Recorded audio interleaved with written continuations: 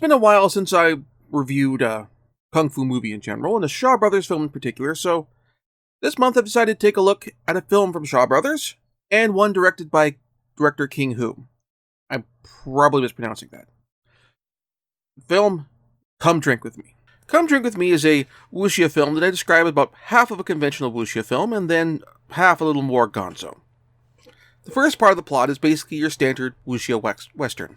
A group of bandits kidnap the son of a general and hold him hostage, demanding the general release their leader or his son will die.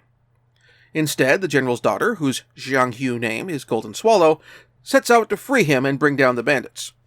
With the help of a town drunk who is secretly a skilled martial artist known as Drunken Cat, or Drunken Knight, depending on who you ask, she tracks the bandits down to a monastery where they've terrorized the monks into submission and are using it as a base.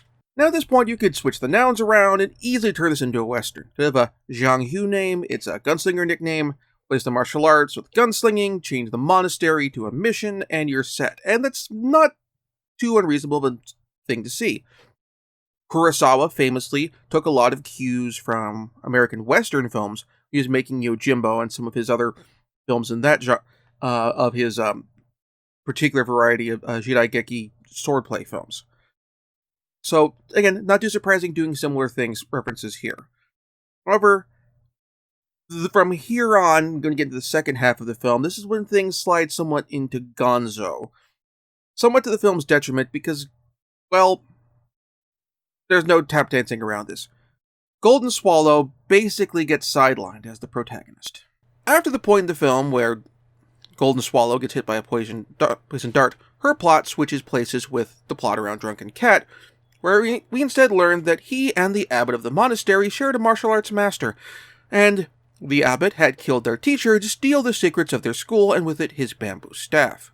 Drunken Cat had managed to grab the staff and get away with it because the abbot had vouched for him and allowed him to train under their master, Drunken Cat feels that he's not able to fight him due to that obligation.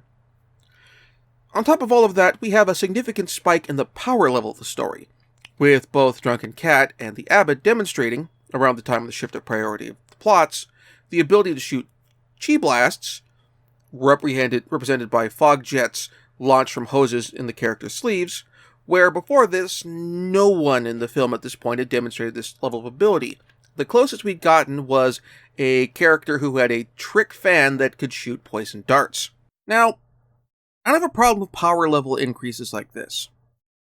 What I do have problems with is basically the narrative equivalent of a GM shoehorning their favorite NPC into the story and shifting the plot to them, combined with taking the plotline of a woman who had been heavily involved at the start of the film and effectively was the main focus of the story, because when we started off, this was all about rescuing her brother, which also makes for a nice little flip the script of the damsel in distress who needs to be rescued is a guy, and the person doing rescuing is a girl, and just shoving that all to the back burner. And the thing is, the plot around the character of Drunken Cat isn't bad, and indeed, it would be a good movie in its own right. And that's the thing, its own movie, its own separate film. It comes completely out of nowhere, and marginalizes the plot for another character who we as the audience had already become invested in, made worse by it again being a man sidelining a woman's narrative. So in short, Come Drink With Me is two halves of what could have been two very good films on their own, mashed together clumsily, causing both to suffer in the process, and without the entertaining aspects of your Godfrey Ho, two disparate martial arts films with separate casts mashed together with a white guy in a ninja costume and a Garfield phone thing. I don't know if this is a problem with director or co-writer King Hu, or this was the film's other writer.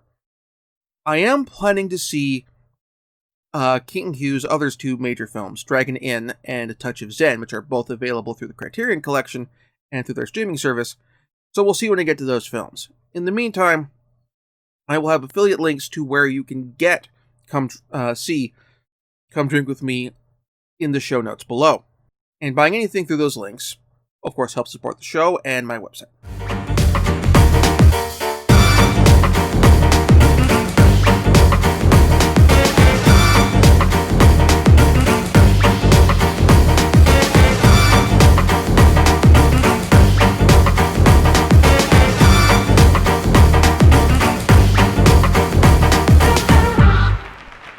Thank you very much for watching. If you enjoyed the show, please like and subscribe. And also consider backing my Patreon. Patreon backers get episodes up to 1 week early of this show and any future Let's Plays. Also, please consider backing my Ko-fi. Toss me a few bucks also helps support the show, and it's not a monthly obligation or anything like that.